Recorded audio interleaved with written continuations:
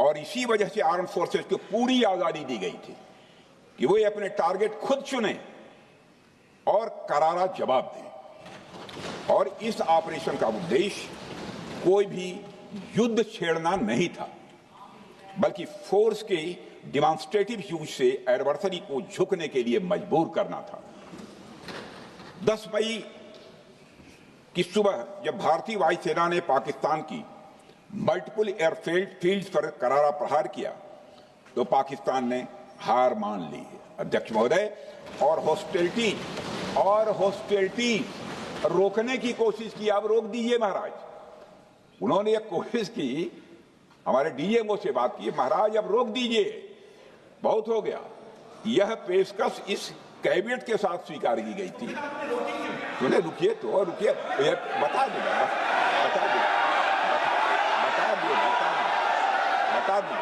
अब बैठ तो आपको मौका मिलेगा।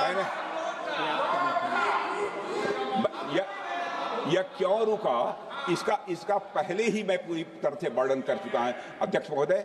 मैं नेता प्रतिपक्ष को बहुत सम्मान के साथ कहना चाहता हूं कि कृपया एक बार मेरा पूरा भाषण पूछ लें। आपको प्रश्न पूछने की पूरी आजादी है, आप पूछ सकते हैं, मैं उसका उत्तर दूंगा।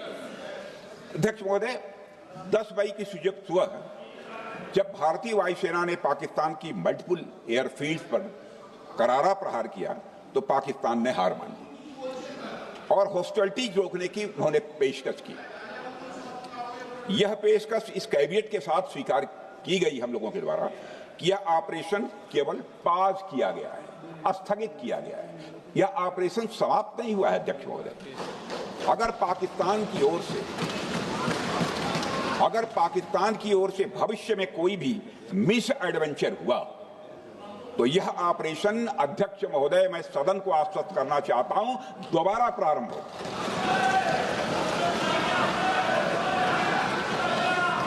अध्यक्ष महोदय, भारतीय वायुसेना के जबरदस्त हमलों, नियंत्रण रेखा पर थल सेना की मजबूत जवाबी कार्रवाई और नौसेना के हमलों के डर ने पाकिस्तान को झुकने के लिए मजबूर कर दिया अध्यक्ष महोदय। और पाकिस्तान की हार उनकी एक सामान्य विफलता नहीं थी, बल्कि यह उसके सैन्य बल और मनोबल, यह दोनों की एक हार थी। 10 मई को पाकिस्तान के डीजीएमओ ने भारत के डीजीएमओ से संपर्क किया और सैन्य कार्रवाइयों को रोकने की अपील की। मैं सदन में यह बात फिर से दोहराना चाहूंगा कि पाकिस्तान के डीजीएमओ ने भारत के डीजीएमओ से संपर्क किया और सैन्य कार्रवाइयों को रोकने की अपील की। 12 मई को दोनों देशों के डीजीएमओ के बीच औपचारिक संवाद हुआ और दोनों पक्षों ने सैन्य कार्रवाइयों पर विराम लगाने का निर्णय लिया।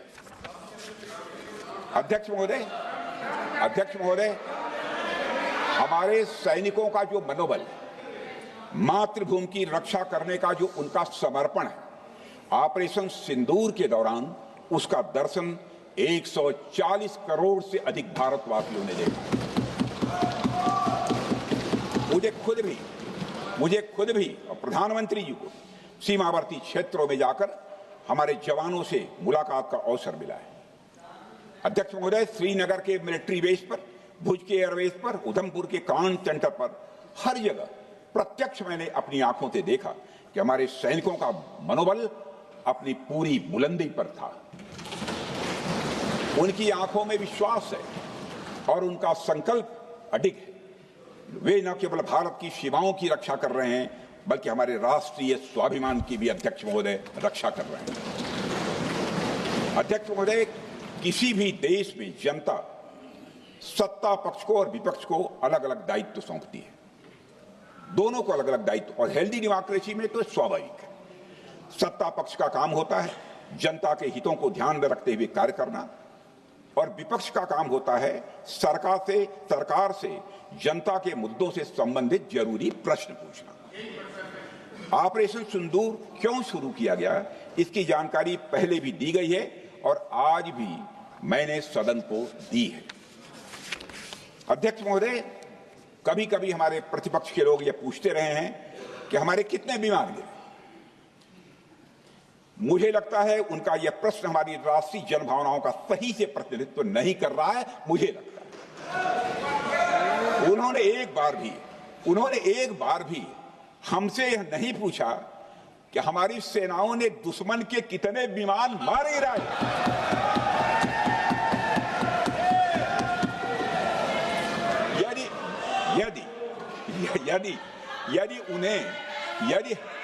यदि उन्हें प्रश्न पूछना ही है अध्यक्ष महोदय, तो उनका प्रश्न यह होना चाहिए, क्या भारत ने आतंकवादी ठिकानों को तबाह किया? तो उसका उत्तर है हाँ।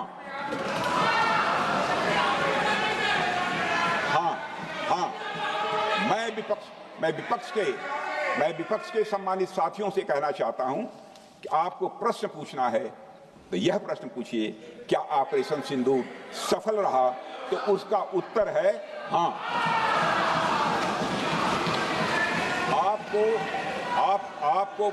आपको प्रश्न पूछना है तो यह प्रश्न पूछिए कि जिन आतंकियों ने हमारी बहनों, हमारी बेटियों का सिंदूर मिटाया, क्या हमारी सेनाओं ने ऑपरेशन सिंदूर में उन आतंकियों के आकाओं को मिटाया? तो इसका उत्तर है हाँ। और आपको प्रश्न पूछना है तो यह पूछिए कि इस ऑपरेशन में क्या हमारे जाबाज सैनिकों को कोई क्षति हुई है? तो उसका उत्तर है नहीं।